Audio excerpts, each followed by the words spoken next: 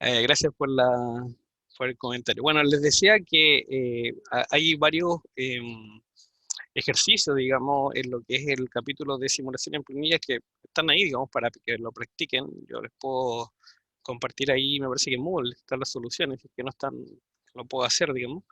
Pero básicamente, ¿cómo se llama esto? La idea es que sigan practicando, no hay muchas más vueltas que dar, la verdad, al tema. Y lo que voy a comenzar hoy día, como les digo, es un tópico también importante relacionado con ese, que tiene que ver con cómo nosotros podemos generar variables aleatorias, ¿ya? Eh, Nosotros sabemos que Excel es bien potente, ¿no? Y que existen varias funciones que se llama inversa punto tanto. De hecho, podemos hacer como un recordatorio, si lo quiere ver así. Esperen un segundo, voy a abrir aquí el libro de Excel. Claro, si usted abren una planilla en Excel, ¿no es cierto? Y colocan igual inversa, todo eso es inversa, digamos beta, binomial, chi cuadrado, f, gamma, etcétera. Todo eso me permite generar números aleatorios de las distribuciones correspondientes y yo les doy cuáles son los parámetros, ¿no es cierto? Y yo les doy un parámetro aleatorio. Por ejemplo, inversa beta, yo digo la probabilidad de un número aleatorio, ¿no es cierto? Y después me pide parámetros, alfa y beta. ¿Ya? Entonces, alfa y beta son los parámetros de forma y escala. Ah, por si acaso, en esta distribución beta en particular hay dos opciones. Puede ser la beta unitaria, o sea, entre 0 y 1, como una proporción que modele, o puede ser la beta generalizada, que se mueve entre dos puntos, A y B. ¿Ya? Entonces, por eso aparecen esas A mayúscula y B mayúscula, porque son los límites superior e inferior que podría tener la variable aleatoria que modela a través de esa distribución, ¿no? Entonces, yo puedo colocar, no sé, pues, alfa 5 y beta 10, por decir cualquier cosa, ¿no? Y esto me va a entregar como respuesta una proporción, un número entre 0 y 1, que sigue una distribución beta y que fue generado de manera aleatoria. Eso. ¿Ya? Y si yo cambio aquí los parámetros y coloco, bueno, ya, pero no va a ser aleatorio entonces entre 0 y 1, sino que va a ser entre 10 y 20. Ah, me equivoqué en algo. Ah, puse un doble paréntesis. Ahí está. ¿Ya? Entonces, eso básicamente, o sea, es importante saber que Excel dispone de estas herramientas para generar números aleatorios, pero no es suficiente, así todo no es suficiente, ¿no? Entonces, ¿por qué? Porque hay algunas distribuciones que no están en Excel y la pregunta es, bueno, profe, ¿y si no está en Excel no puedo hacer nada? No, pues obviamente se puede hacer cosas importantes y para ello vamos a ver algunos métodos en particular, ¿ya? El más común de todos, el primero que vamos a ver es el método de la transformada inversa, y después el método de también la técnica de aceptación y rechazo. ¿Ya? Entonces, dicho esto, vamos a la clase. No sé si se entendió lo que dije, lo dije muy rápido.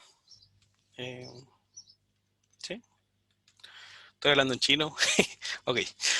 Bien, entonces, la idea de este capítulo es, digamos, comprender, como dice acá, la generación de muestras con una distribución específica, ¿ya? Como datos de entrada a un modelo de simulación. O sea, en el fondo, cómo yo le puedo entregar una generación aleatoria, ¿no es cierto?, de datos a un modelo de simulación, en este caso en Excel, que es lo que hemos visto hasta el momento. Y en particular entonces vamos a mostrar algunas técnicas, como les decía, que son muy utilizadas, que es la técnica de transformada inversa, la técnica de la aceptación y rechazo, y algunas propiedades en especial. ¿Ya? Eso nos vamos a dedicar hoy día en las dos clases, tanto en el bloque B como en el bloque C.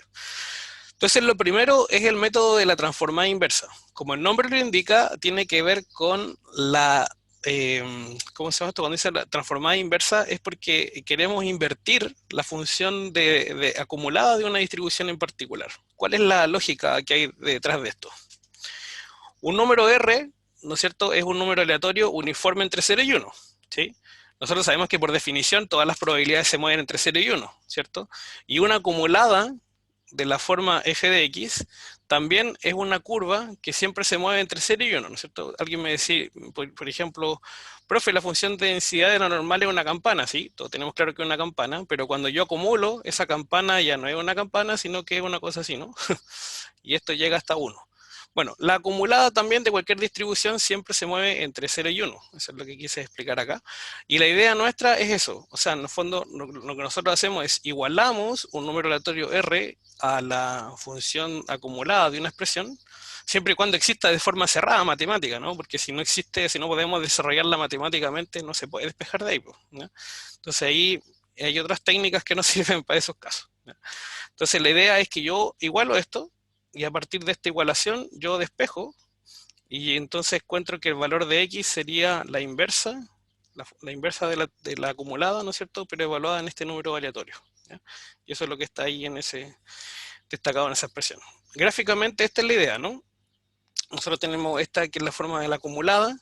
Yo entonces, ¿qué hago? Genero un número aleatorio, ¿cierto? Y con ese número aleatorio yo lo reflejo en la acumulada y obtengo este x que es mi número aleatorio de la distribución de probabilidad que yo quiero generar. Ese es un poco el método de la transformada inversa. Entonces, por ejemplo, en el caso de la exponencial, que es bien simple, ¿no es cierto? Uno podría decir R igual a la acumulada de la exponencial. La acumulada de la exponencial es 1e menos a la menos lambda x, ¿no es cierto? Para x mayor o igual a 0. Y si yo quiero despejar x, entonces simplemente al hacer el despeje nos quedaría e a la menos lambda x igual a 1 menos un número aleatorio. Aplico el logaritmo natural, ¿no es cierto? La función inversa de esto, para poder despejar el exponente. Nos queda menos lambda x igual al logaritmo natural de 1 menos aleatorio. Y despejamos x y x no sería menos 1 partido por lambda por el logaritmo natural de 1 menos el número aleatorio r. Entonces con esta formulita que acabamos de desarrollar, nosotros podemos generar números aleatorios exponenciales, ¿ya? Y lo cual es bastante fácil, por ejemplo, de hacer en Excel. Solo lo voy a escribir aquí rápidamente para que vean. Ustedes se dan un valor de lambda, L, después aquí si quieren lo cambian a tipo de letra symbol para que les quede como lambda. Ustedes se dan un valor de lambda, por ejemplo 5, y después yo aquí coloco, ok, números aleatorios, que sería menos 1 dividido por lambda, que sería este valor que está acá, ¿no es cierto? Si quieres lo fijas con F4 en el caso de que quiera uno iterar muchas veces esto, multiplicado por el logaritmo natural de 1 menos aleatorio.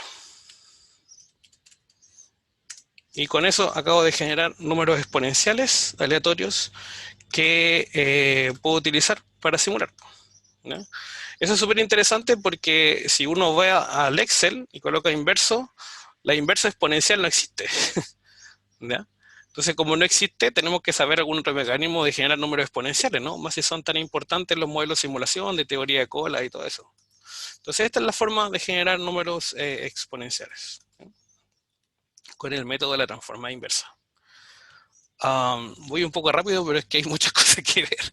Pero igual me interesa su feedback, ¿no? Si se entiende, ¿no? Lo que acabo de explicar. Creo que se entiende. Ya, excelente. Bueno, acá hay una gráfica nomás para corroborar la idea en caso particular cuando lambda vale 1, ¿no? Entonces aquí tienen esta la forma de la acumulada y yo genero un número aleatorio, ¿no es cierto? Lo cual lo igualo a 1 menos e a la menos x1 y de acá entonces reflejo sobre la acumulada y tengo como imagen o espejo aquí cuál es el número aleatorio que generé, el cual se genera a través de esa expresión. Bien, este es un ejercicio, pero lo vamos a saltar. Si nos queda tiempo, lo vamos a hacer en Excel. Pero es importante del método de transformada inversa. Si ustedes me preguntan algo más que hay a ver, no, los otros son ejemplos en particular, ¿no es cierto? Hay que tener cuidado con la forma de cada uno. Porque la Weibull tiene una forma de la acumulada, la uniforme una forma de la acumulada, la geométrica una forma de la acumulada. Lo importante es que la acumulada tenga una forma matemática cerrada que a mí me permita despejar una expresión de otra, ¿no? Eso es lo más importante. Sí. Ok. Ya. Listo. Bien, entonces, bueno, para generar esto y para hacer más práctica estas cosas, lo que deberíamos contar es con un formulario, ¿no? Un formulario de distribuciones que nos permita poder recordar un poco cuál es la forma matemática de cada una de las distribuciones cerradas que existen, ¿no?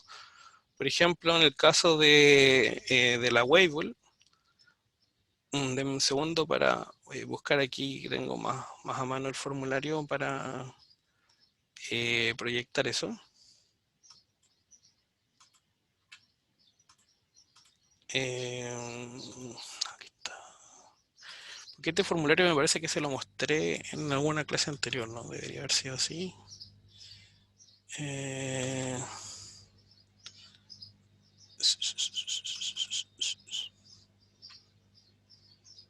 Ya, acá está. Este famoso formulario de estadística, ¿cierto?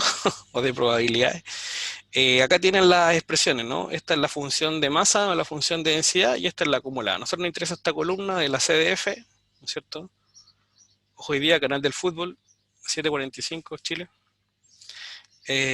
Y entonces, en este caso, la Weibull, nosotros buscamos acá la distribución, no está en esta hoja, está acá, Weibull. Y esa, por ejemplo, es la expresión de la acumulada, ¿no? 1 menos e a la menos x dividido por beta elevado a alfa.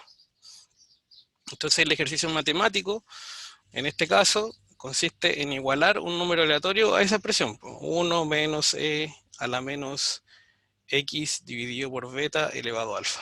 ¿Ya? Y de ahí despejar el x, y con eso, al despejar el x, ya ustedes logran encontrar la fórmula que les permitiría en Excel generar números aleatorios Weibull, dado el valor de alfa y dado el valor de beta. ¿Se entiende más o menos el tema, cierto? Es muy bien sencillo, pero pregunto por si acaso si alguien quiere que le vuelva a explicar algún concepto que no se entendió. Si es que voy muy rápido, no sé.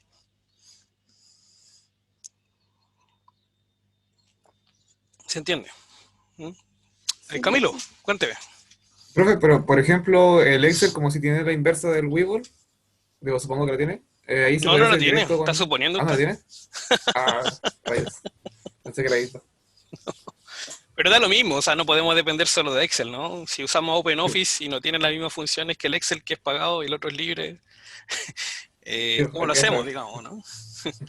Entonces la idea es aprender la metodología. Bien. Ahora, ¿qué sucede? En algunos casos, cuando uno toma información, ¿no es cierto?, con algo que quiere repetir, un proceso que quiere imitar, puede ser que tenga poca data. Y si hay poca data, en esos casos a veces puede ser difícil pensar en que esos datos ajusten teóricamente a una distribución muy particular, ¿no? Entonces, vamos a ver qué pasa con el tema de esto de las distribuciones empíricas. ¿Cuál es el concepto de las distribuciones empíricas? Como el nombre lo indica, cuando hablamos de empírica es porque se basan netamente en las observaciones específicas que se hicieron, ¿ya? Entonces, ocurre cuando hay distribuciones teóricas, como le digo, que no puede ser aplicada o porque solo poseo datos o porque son muy pocos y entonces no puedo de alguna forma estimar correctamente cuál es la distribución teórica. Entonces, hay dos enfoques, bueno, va a depender, ¿no es cierto?, del caso continuo, el caso discreto, pero primero, por ejemplo, veamos el caso de los continuos. La idea es interpolar entre dos puntos de los datos observados para completar los espacios vacíos, para que yo pueda generar números que podrían haber estado dentro de esos dos datos que yo tomé, ¿cierto?, pero no los muestré. Y en este caso vamos a suponer, dice que la mínima observación muestrada no es la mínima observación posible en la población. Eso también es importante, ¿no? Porque si uno se basa solo en la muestra que tiene, y suponte que son tiempos de fallo, y el tiempo mínimo de fallo fue, no sé, 3 meses, uno dice, ah, no, pues esta máquina nunca va a fallar antes de 3 meses. Pero eso es porque tú muestraste eso, pero ¿tienes alguna certeza de que sea así? Eventualmente, si es un tiempo, podría ser el mínimo cero, ¿no? Entonces, depende de como tú lo quieras modelar, si quieres incluir ese fenómeno, se pueden adaptar las fórmulas para que eso ocurra. Lo mismo el máximo, ¿no? Uno puede decir, mira, el máximo tiempo de fallo que muestré es, no sé, 1 año y medio, no sé, que en el fondo serían 18 meses. Ok, pero la pregunta ¿es ese el máximo teórico o puede ser más allá? Bueno, también entonces uno puede ajustar esos rangos para que el mínimo o el máximo vaya un poco más allá de esos puntos, ¿no? Entonces vamos a ver primero qué pasa con el caso de que sean muestras de tamaño pequeño. Si son muestras de tamaño pequeño, lo primero que hacemos es ordenar los datos de menor a mayor, ¿cierto? Y le asignamos una probabilidad equiprobable a cada caso, ¿no? Entonces, cada uno de estos casos, como son en observaciones, va a tener probabilidad 1 partido por n. Y la forma de generar x es a través de esta expresión que está acá, ¿no? Que en el fondo es el límite inferior de este intervalo, más la pendiente por un número aleatorio que yo genero, por esa menos i menos 1, donde i es el orden de la observación, si es la primera más chica, la segunda más chica, tercera, etcétera, dividido por n. Y esto, asumiendo que el x me voy a encontrar en este intervalo, ¿no? Entre x y menos 1 y x sub i. Y estas pendientes se calculan como la diferencia entre los datos observados dividido por la probabilidad que acumula el intervalo, que como la probabilidad de cada intervalo es equiprobable, ese es el enfoque, entonces 1 partido por n. Vamos a ver esto en un ejemplo. que aparece en el libro de Jerry Banks. Y Jerry Banks y compañía, ¿no? Son como 5 autores ahora en este libro. Bueno, dice que se han recolectado 5 observaciones de tiempo de respuesta en minutos de incendio a partir de alarmas de una tripulación. Se desea utilizar esta muestra para simular los incendios e investigar posibles alternativas de personal y políticas de localización de la tripulación, ¿ya? Los datos recopilados, ¿no es cierto?, son los siguientes. 2,76, 1,83, 0,8, 1,45 y 1,24. ¿Ya? Tenga presente, dice que el menor tiempo posible de respuesta es 0. O sea, podría ser que efectivamente no se demore nada en responder. Y el máximo tiempo posible lo vamos a considerar así como el máximo de la muestra, ¿ya? Eso es importante, como les decía, para delimitar cuáles son las cotas finalmente que van a utilizar. Ya. Entonces, lo primero es que yo tomo los tiempos de respuesta e identifico, ¿no? Por ejemplo, cuál es mi observación menor, mayor, etcétera. Entonces, la menor de todas sería esta, ¿no? Entonces, esto sería como el X sub 1. Luego, la segunda menor, ¿no es cierto?, de todas, vendría siendo este, ¿no? 1,24. Entonces, sería ese mi X2. Luego, la tercera observación menor sería esta, X3. Este sería X sub 4. En los paréntesis, acuérdense que significan estadísticas de orden. Y X sub 5. ¿No? Con eso entonces ya podemos armar nuestra tabla, que la tenemos acá. Entonces los tiempos irían, los tiempos irían desde 0 hasta 0,08, el valor mínimo, después de 0,8 a 1,24, de 1,24 a 1,45 y así, ¿no? Hasta el último valor que observé. Eso es lo que nos dicen en la teoría, ¿no? Que los tiempos de respuesta asuma que el máximo valor observado es el máximo que puede ser. Entonces, como son 5 observaciones, la probabilidad de cada uno de ellos es un quinto, y un quinto es 0,2, ¿no? Entonces la probabilidad de cada uno de ellos es 0,2, 0,2, 0,2, 0,2, 0,2. ¿no? La probabilidad acumulada 0,2, 0,4, 0,6, 0,8, 1. Y la pendiente, acuérdense que lo va a subir, no sé si lo escribo aquí, es el delta X dividido por la probabilidad que acumulé, ¿no? Y la probabilidad que uno acumula en cada intervalo es 1 partido por n. Entonces, en este caso, el delta X sería 0,8, por ejemplo, para el caso de A1, ¿no? 0,8 dividido por, ¿cuánta probabilidad acumulé? 0,2. ¿Ya? Y 8 dividido en 2, 4. Entonces esa es la pendiente que está ahí. Y así se saca cada una de estas pendientes para cada intervalo, ¿no? Bien, por ejemplo, entonces para generar números aleatorios a partir de esta distribución, yo genero un número al azar, ¿no? Un número uniforme entre 0 y 1 y me di este valor. R1 es 0,71. Entonces ese número yo empiezo a buscarlo en este intervalo. ¿Dónde está? Perdón, no, acá no. No, esto es lo que yo necesito generar, es lo que tengo que encontrarlos acá. Entonces la acumulada no es menor a 0,2, no es menor a 0,4, no es menor a 0,6, es menor a 0,8. Ahí está. Entonces este es el intervalo que me debo enfocar, el cuarto intervalo. ¿Ya? Entonces el número que debería generar debería encontrarse entre 1,45 y 1,83. Entonces, ¿qué dice la metodología? Que tú elijas el menor valor de ese intervalo, o sea, 1,45, este que está acá, y a eso le sumes la pendiente, 1,9, ¿cierto? Por el número aleatorio que generaste, 0,71 menos i menos 1 partido por n, ¿cierto? I menos 1, este es el i, pero como es el cuarto intervalo, el i vale 4, i menos 1 sería 3, y dividido por n, la cantidad de observaciones son 5, ¿no? Entonces al final te queda 3 quintos, y 3 quintos es 0,6. Y si haces esa diferencia, esa multiplicación, llegas a ese número que está ahí. Y eso gráficamente se puede ver aquí, ¿no? Tenemos que en el fondo esto es como una acumulada, pero acumulada por varios tramos, ¿no es cierto? Y todos estos tramos rectos tienen distintas pendientes, ¿no?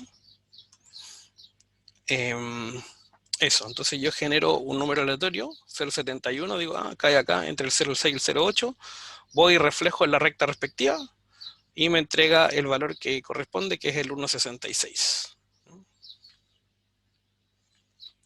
¿Se entiende la metodología? ¿Algún truco por ahí? ¿Algo que no quede claro?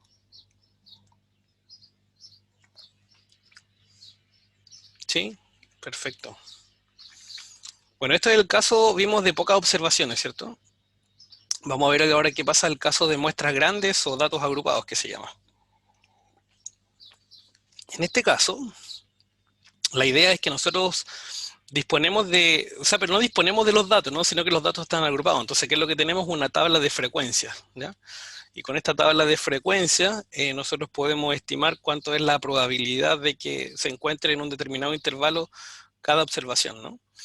Entonces, a partir de esta tabla de frecuencia relativa, nosotros graficamos la acumulada, o lo que se dice en estadística descriptiva, no sé si han escuchado ese concepto de ojiva, digamos, en el fondo, que es como la acumulada, pero muestral, ¿ya? Las probabilidades vienen dadas por las frecuencias relativas que se tienen en cada uno de estos intervalos, y las pendientes se calculan nuevamente de la misma forma, en el sentido de que es la razón de cambio entre el delta de los valores observados y lo que yo acumulé, ¿no? La frecuencia acumulada. Entonces CI, como dice acá, denota la frecuencia relativa acumulada que se tiene hasta el 10º valor, ¿no? Este 10º intervalo, que es equivalente al concepto. Y se genera, fíjense, de la misma forma los números, ¿ya? Es el límite inferior del intervalo más la pendiente por R menos la acumulada hasta el límite anterior, ¿no? Así que un poco la misma lógica. Veamos un ejemplo. Se han recolectado 100 observaciones de tiempos de fallas en horas con determinado equipo, y además dice que todas estas reparaciones le toman al menos 15 minutos, ¿ya? Entonces, bueno, ese es un tema importante para saber desde dónde comienzan los intervalos, ¿no? Y la información recopilada se muestra a continuación, en lo cual está agrupada, y bueno, los tiempos aquí se hablan de 15 minutos, pero acá se expresan en horas, ¿no? Y 15 minutos, curiosamente, es un cuarto de hora, así que por eso que el primer intervalo parte de 0,25, ¿no? Entonces, de 0,25 a 0,5 se observaron 31 datos de los tiempos de fallas, de media hora a una hora, 10 datos, de una hora a una hora y media, 25, y de una hora y media a 2 horas, 34 datos, ¿ya? Entonces la frecuencia relativa, como son 100, sería 31 partido por 100, 10 partido por 100, 25 partido por 100, 34 dividido por 100. Después tenemos la frecuencia relativa pero acumulada, ¿no? Entonces sería 0,31 más 0,10, 0,41 más 0,25, 0,66 y así hasta 1. Y la pendiente, acuérdense que es la razón de cambio entre el delta de los X, o sea, 0,5 menos 0,25, por ejemplo, dividido por la probabilidad que se acumula, ¿no? Hasta ese intervalo, en este caso 0,31. Eso.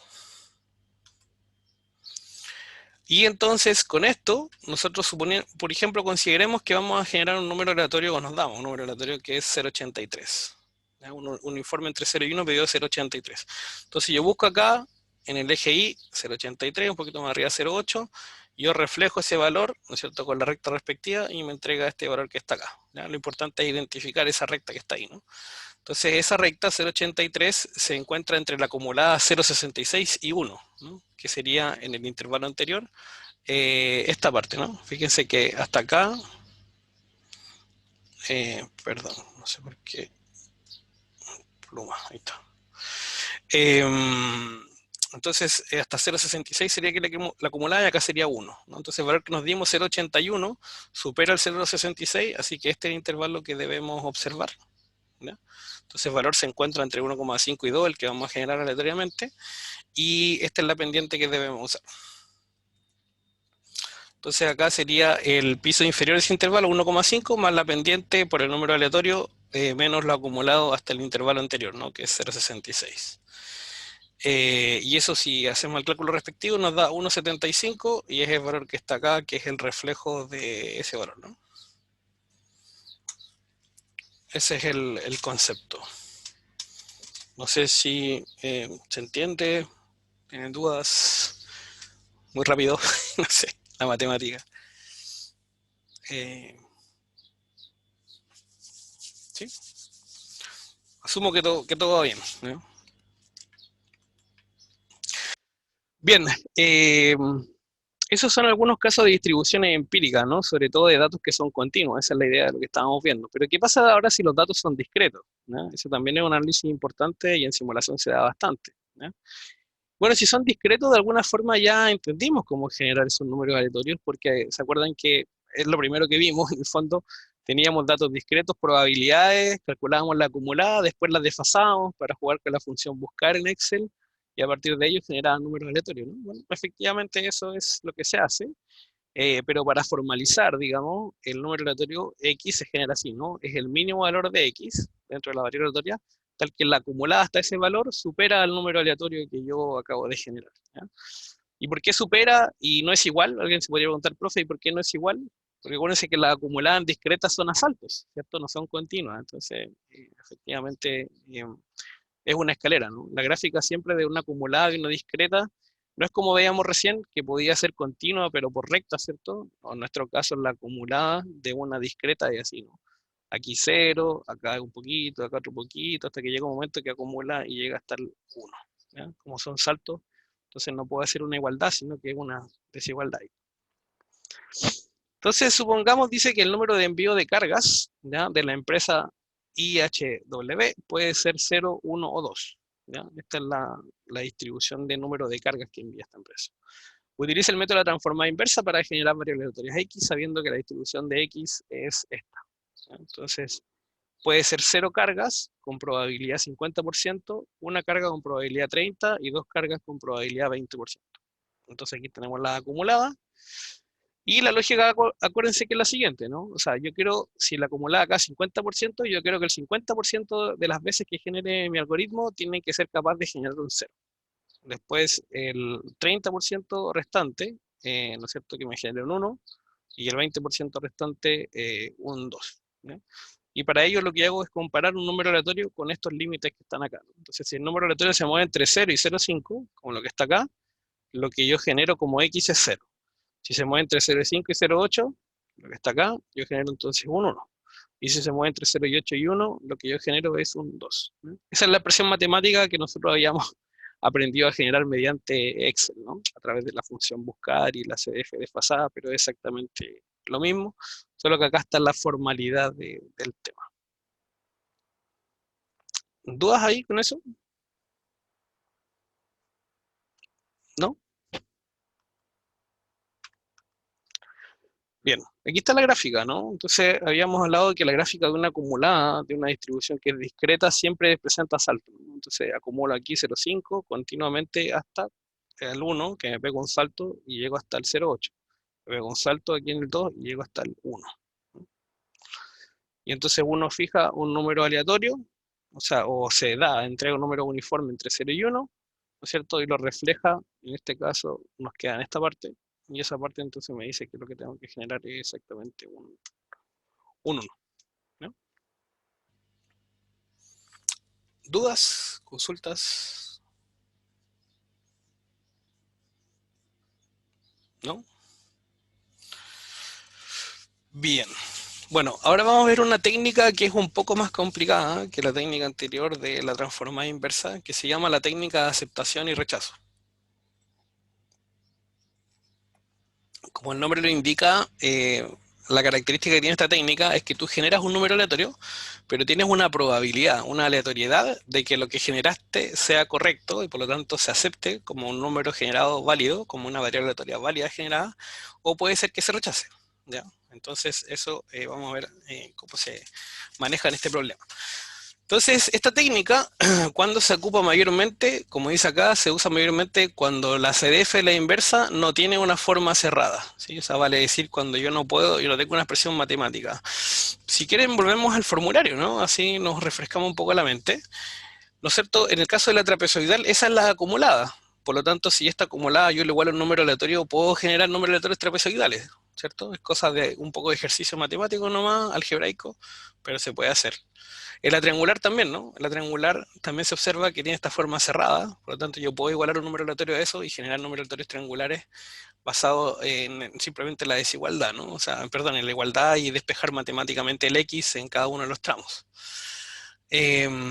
Pero, por ejemplo, en el caso de, bueno, vamos a ver aquí un caso más complicado de las continuas, la acumulada de la gama es esto, la integral entre 0 y x de esta expresión. La acumulada no converge, que es expresado simplemente como algo que se puede estimar a través de cálculo numérico, ¿no? Después, otras distribuciones donde no converge, bueno, existen otras más, digamos, que a lo mejor aquí no aparecen, pero por ejemplo, la beta generalizada. La beta generalizada también no converge directamente esto. Lo que pasa es que acá hay una analogía con la distribución binomial, ¿no? Pero efectivamente no converge, bueno, ahora por suerte de nosotros, la inversa está en ese caso implementada en Excel, ¿no? Y Excel aplicó métodos numéricos para estimar esas probabilidades, pero efectivamente no existe matemáticamente en forma cerrada, pero obviamente hay métodos numéricos que te permiten hacer esas estimaciones. Lo mismo que la normal, ¿no?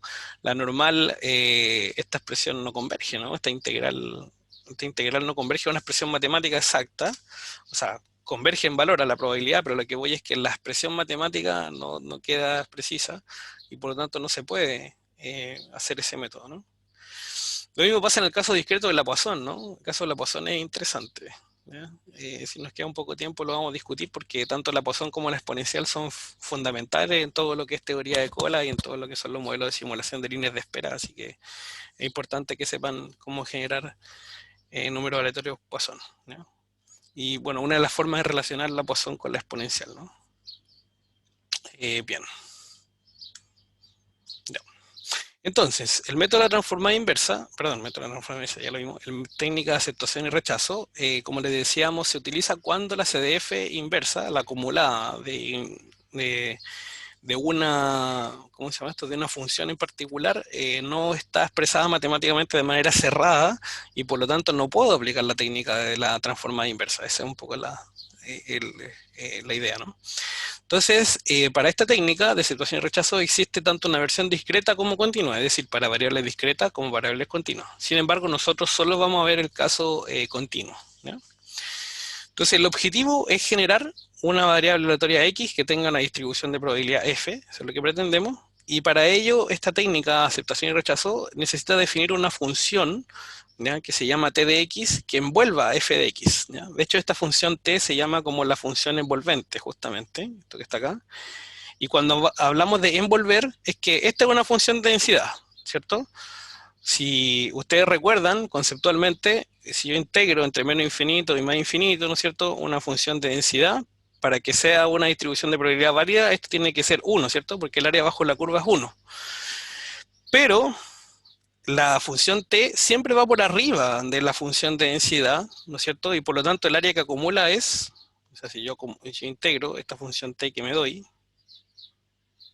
es cierto?, con respecto a x, esto siempre es mayor a 1. Bueno, a lo más igual, ¿no?, en el caso de que coincidan, pero la idea es generar una expresión que la cubra y que sea más fácil de calcular que la distribución original que se tiene, ¿no? Entonces, bueno, esto ya lo explicamos, el área de t de x es mayor a 1, y por lo tanto t de x no es una función de densidad, pero nosotros podemos calcular cuál es el área que recorre, ¿no? Vamos a definir con C el área, perdón, esto del mouse y la tablet se marea aquí. Bueno, C es el área, entonces bajo la curva de t, ¿ya? Y esta área es mayor a 1, y vamos a definir con R de x a t de x dividido por C, ¿ya? Entonces, ¿cuál es la gracia? Que si yo divido toda t de x por una constante, ¿no es cierto?, sabiendo que esa es el área que cubre, necesariamente yo puedo demostrar, ¿no es cierto?, que la integral entre menos infinito y más infinito de R de x, ¿ya?, lo que es igual a la integral entre menos infinito y más infinito de t de x dividido por c, ¿no es cierto?, de x, esto sí o sí es 1. Entonces necesariamente una función que no era legítima en cuanto a una función de densidad, ahora la convierto como una función de densidad simplemente dividiéndola por el área que acumula, ¿no? Entonces esa es un poco la lógica del método. ¿Cómo funciona el método como algorítmicamente? Primero partimos de la siguiente forma. Generamos una variable aleatoria i que tenga una función de densidad r, ¿ya? R, acuérdense que es la actualización de la envolvente, ¿no? Es la función envolvente t dividido por el área c que cubre. Y luego genero independientemente una variable u que es un uniforme entre 0 y 1, ¿ya? Independiente de la variable i que generé en base a r, en el paso 1. Y luego hago un contraste, una comparación. Compruebo si es que este número uniforme u que generé, ¿no es cierto?, entre 0 y 1, este número aleatorio, es menor o igual que f de i, el i, acuérdense que es esto que está acá arriba, lo que generé en el primer paso, dividido por t de i.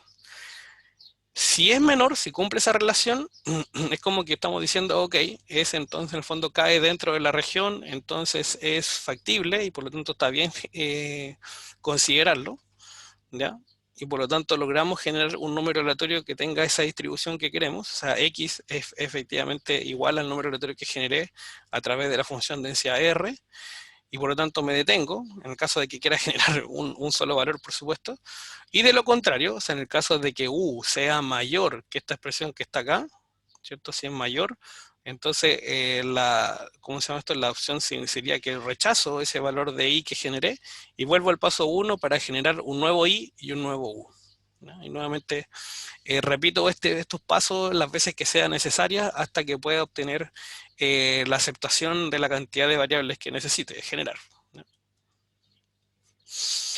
Ahora, esta técnica es interesante y es interesante balancear los pros y los contras de cómo yo elijo la función envolvente, ¿ya? Eso es particularmente interesante. Entonces vamos a ver algunas observaciones en relación a eso, ¿no?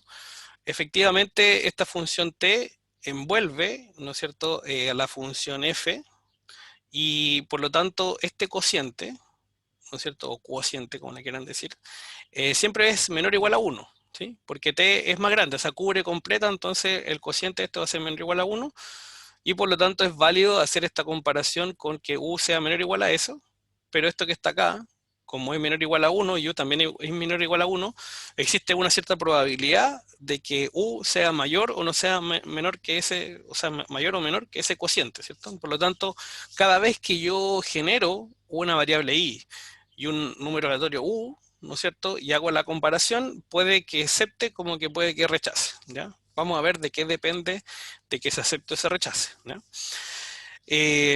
La idea, por supuesto, de este método es que si no existe la función de densidad acumulada de forma cerrada, es tratar de generar una función de densidad R que sea lo más simple que se pueda y que sea capaz de generar esto I para que la expresión matemática no sea tan compleja, ¿ya?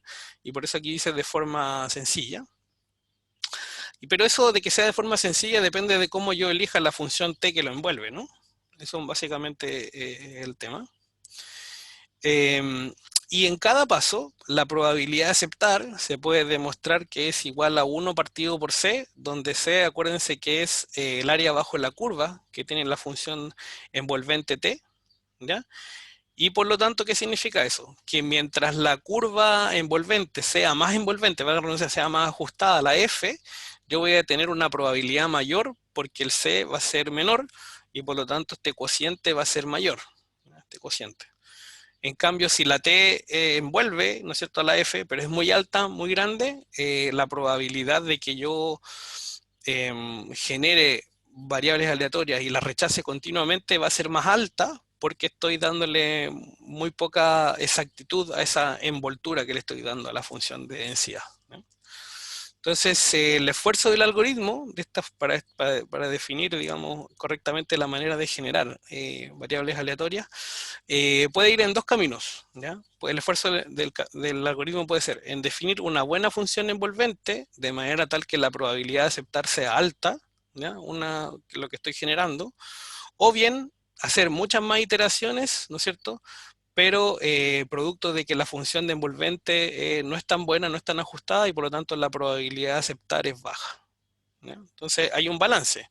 Si yo ajusto muy bien la t, la envolvente, a la función f, entonces voy a tener mayor probabilidad de que lo que estoy generando sea aceptado, o si no, si hago algo más simple, de repente que no ajuste tan bien, voy a tener menos probabilidad de aceptar, pero por lo tanto el esfuerzo del algoritmo va a ser en hacer muchas más iteraciones para poder generar variables que sí sean aceptadas. Eh, eso. Bueno, en el fondo se concluye esto que está acá también, ¿no? Una mayor facilidad en generar la variable aleatoria I implica necesariamente una menor probabilidad de aceptar. O sea, cuando hablamos de mayor facilidad en generar la variable aleatoria I es porque la función envolvente que yo definí es muy simple, muy fácil, ¿ya? Y como es muy simple, muy fácil, entonces es fácil generar los I, pero seguramente como es simple, fácil, no envuelve tan adecuadamente la función f y por lo tanto entonces se hace más, ¿cómo se llama esto? Complicado que lo que tú estés generando lo aceptes finalmente, ¿no? Dudas antes de pasar al ejemplo. He hablado mucho. Y esto no es tan trivial como lo anterior. Profe, esa parte donde explicó que las T tenían que estar cerca de la gráfica, ¿no tiene como una manera así como más visual de representarla? Ahí donde Ah, dijo que la función era envolvente en T. en la primera lámina en el fondo, esta. Sí, Sí, sí. O sea, de hecho, ahora vamos a ver un ejemplo. Lo que pasa es que estoy explicando los conceptos primero para poder hacer el ejemplo. Pero, pero partamos por ahí, po. O sea, la idea es entender qué significa. Pero, ¿qué no te quedó claro, yo? ¿Qué te gustaría entender? No sé. esa parte de la aproximación que dijo que tenía que estar como más aproximada a T, la función F. Ah, pero tu pregunta es cómo se logra una función más aproximada. Sí, o cómo lo evalúo al momento de ver esa gráfica, algo así. Bueno, o sea, está claro que si yo la T la hago no así como está acá, sino que la hago así, por ejemplo, lineal por tramo, ahí y después ahí, el área bajo la curva de esa nueva T, digamos un T', ¿no es cierto? O no sé, un T asterisco, porque no es una derivada, pero me refiero a otra T, va a ser el área más chica, pues, y al ser el área más chica, acuérdense que la probabilidad de aceptar en el algoritmo va a ser más alta, entonces significa que efectivamente voy a estar generando, o voy a decir un algoritmo más eficiente, ¿no? Es el concepto algorítmico, en el sentido de que mi algoritmo va a generar variables y muchas de esas variables van a ser aceptadas porque están más ajustadas a la curva de densidad F. Lo que pasa es que la gracia que estoy haciendo es que estoy achicando el área, ¿ya? Pero obviamente la forma que tome esa curva es la que va a decidir finalmente qué tan eficiente es tu algoritmo. Porque alguien podría decir, profe, pero calcule la moda de F y entonces tírese una línea recta acá, po. Y es válido eso, ¿no? Yo puedo decir, mira, ¿sabes que esto nunca es mayor a 2? Ya, entonces mi función t es ts de x es igual a 2 con x mayor o igual a 0, por decir algo. Bueno, eso sí no converge nunca, ¿no? Porque sería un rectángulo, pero bueno, supongamos que en realidad no x mayor o igual a 0 necesariamente, sino que es, perdón, eh, hoy la sensibilidad de esta tablet es impresionante. Ya. Lo que quería explicar es lo siguiente. Borremos esto y digamos entonces que el x supongamos que llega hasta un valor. Y supongamos que este valor, no veo el pincel, ¿dónde está esto? Acá está. Ya, este es 10. Supongamos que llega hasta el 10. Entonces yo digo, esto vale entre 0 y 10. ¿Ya? Entonces ahí sí, porque si yo calculo el área, digo, este es el área de un rectángulo. Entonces tiene altura 2, tiene largo 10, 2 por 10, 20. Ok, 20.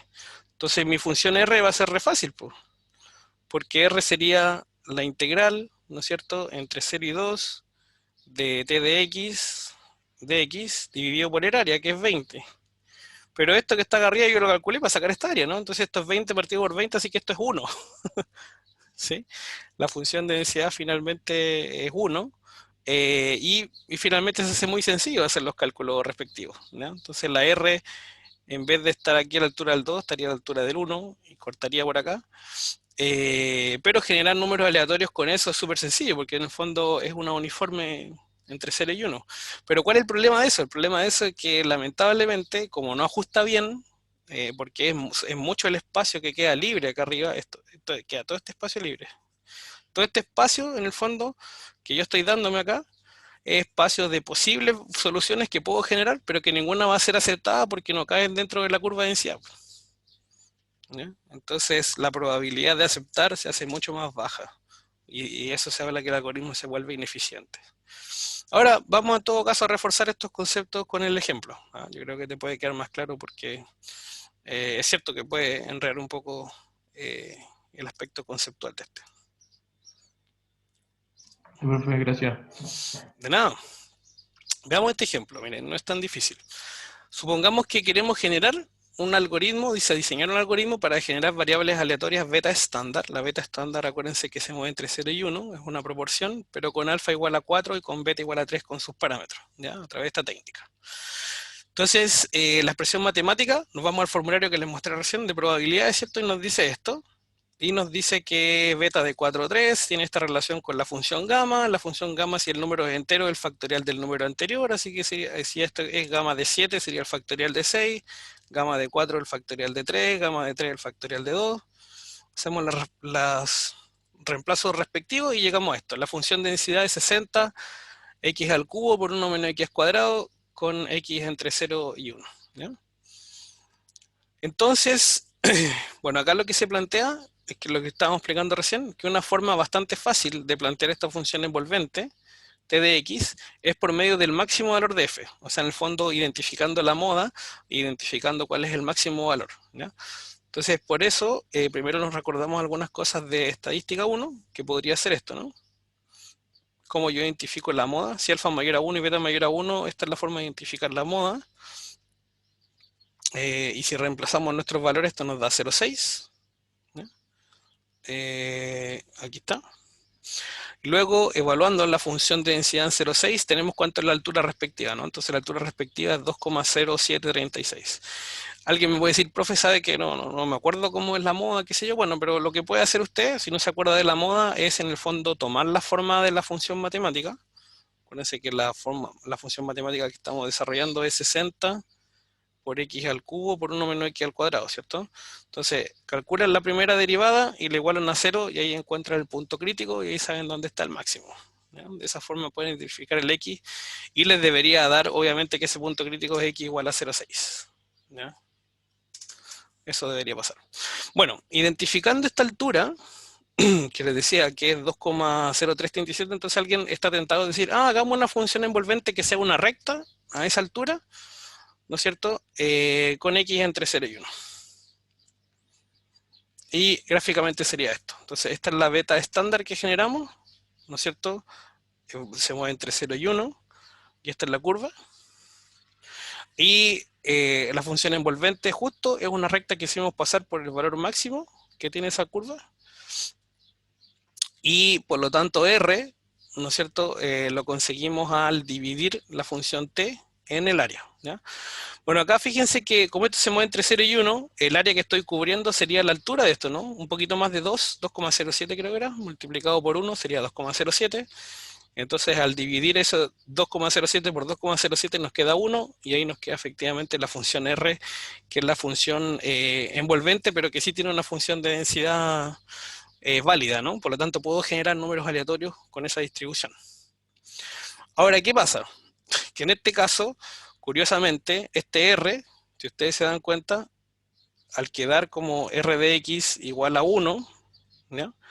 Y con X entre 0 y 1, se dan cuenta que esto efectivamente es lo mismo que decir que R sigue una distribución uniforme entre 0 y 1. Es lo mismo, ¿no? Por lo tanto, en este caso, como es tan simple, generar números aleatorios I, que sigan una distribución R, es muy fácil porque es generar números que sigan esta distribución uniforme entre 0 y 1. Y eso en Excel es simplemente igual aleatorio, paréntesis, paréntesis, ¿no? Y enter. Sería simplemente eso. Entonces, bajo este esquema es muy sencillo hacer esta generación. Y eso es lo que vamos a mostrar ahora, ¿no? Cómo funciona el algoritmo para ese esquema. Entonces generamos una variable i que genere una distribución R, pero esa variable i es súper fácil, como les decía, porque es una uniforme entre 0 y 1. ¿Ya? Luego dice el algoritmo en el paso 2, usted genera un número aleatorio, u, entre 0 y 1, ¿no es cierto?, independiente, y compare, ¿no es cierto?, en el paso 3, si este número uniforme es menor, acuérdense que la función de densidad evaluada en i, dividido por la función t envolvente evaluada en i. ¿Ya? La función t envolvente evaluada en i da lo mismo porque es una constante, así que siempre da ese valor, ¿cierto? En cambio la función de densidad era una curva, que era 60 por x al cubo por 1 menos x cuadrado, así que eso lo evaluamos en i, y nos queda esto que está acá. Y este sería el algoritmo que generamos, ¿no es cierto? Entonces, si es que u es menor o igual a esta expresión, entonces aceptamos esa variable generada y detenemos el algoritmo, en el fondo encontramos o pudimos generar la primera variable aleatoria que tiene esa distribución. De lo contrario, volvemos al paso 1, volvemos a generar otro número aleatorio, o sea, otra variable aleatoria i, ¿no es cierto? Otra variable aleatoria u, hacemos la comparación respectiva para ver si se acepta o se rechaza esa variable generada i. ¿No? Entonces, ¿qué es lo que pasa? Pues eso es lo que queremos explicar en este ejemplo, ¿no? Que la función t que nos dimos es muy sencilla, ¿ya? Porque en el fondo hay una línea, ¿no es cierto?, en el máximo, y si ustedes se vuelven al gráfico, se van a dar cuenta que bajo t existe mucha área, miren, toda esta área está perdida. Porque aquí yo no voy a generar nunca un valor. O sea, la probabilidad de generar un número por acá es súper baja, porque sería esta parte nomás, po. Pero yo tengo todo este camino que recorrer. ¿Ya? Entonces, es malo, digamos, la probabilidad de aceptar. ¿Ya?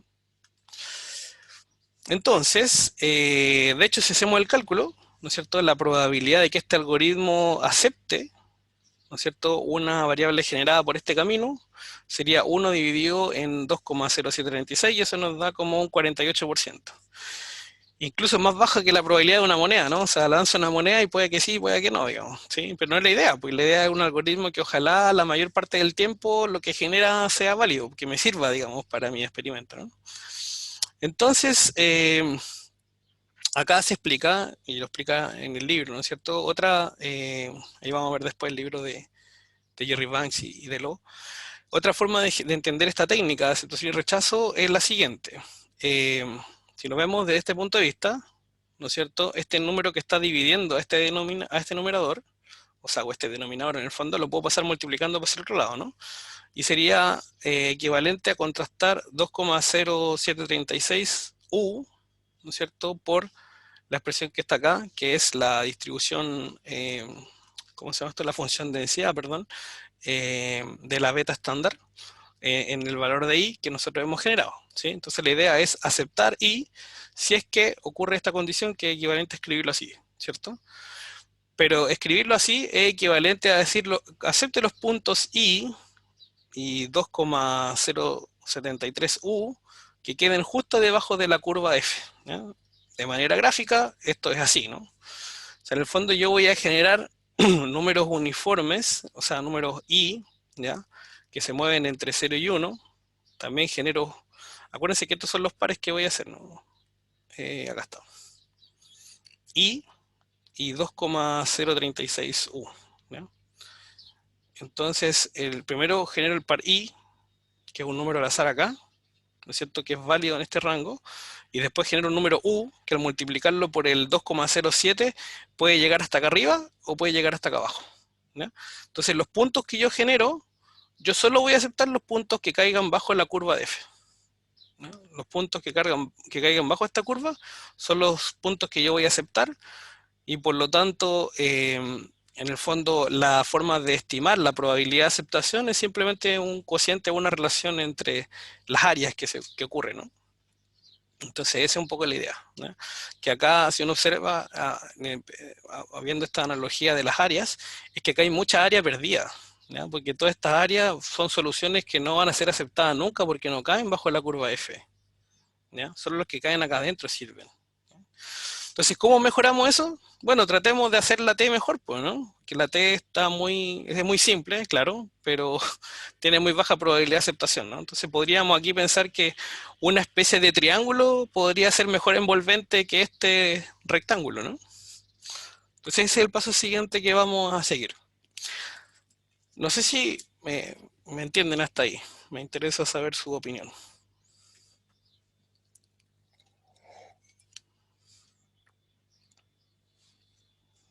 ¿Sí? Sí, profe.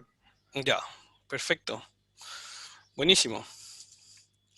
Voy a dejarles planteado solo el enunciado porque ya sé que nos corresponde el break, así que les quiero contar un poco lo que vamos a hacer y cómo lo vamos a enfrentar, pero lo vamos a determinar en el próximo bloque. Entonces, nosotros encontramos, como les decía recién, que 48% es una probabilidad muy baja. O sea, en el fondo, como les digo, yo programo, hago un algoritmo súper bien, y después resulta que solo la mitad de las cosas que genere me sirvan, es como medio fome, ¿no? Un poco hasta frustrante. Entonces, si queremos mejorar esa probabilidad de aceptación, tenemos que mejorar sí o sí esa función envolvente, ¿ya? Entonces, esa es la gracia, ¿ya? Y para ello, considero el siguiente gráfico. Entonces, esto es un polígono un poco raro. Yo le decía recién algo así como un triángulo, pero en realidad no es triángulo. Pero esta curva parece que ajusta mucho mejor, ¿no? Porque si ustedes se dan cuenta, las áreas que se están perdiendo en el método son poquitas, po. Esta se pierde, esto se pierde, esto se pierde, y este cachito de acá se pierde. ¿Ya? Pero es poco, es poco. Entonces, efectivamente, diera la impresión de que si yo fuera capaz de crear una nueva función envolvente T que tuviera esa forma, sería mucho más probable generar buenos números aleatorios, ¿no? Que tengan distribución F. Bueno, y eso lo vamos a ver en el siguiente, el siguiente bloque.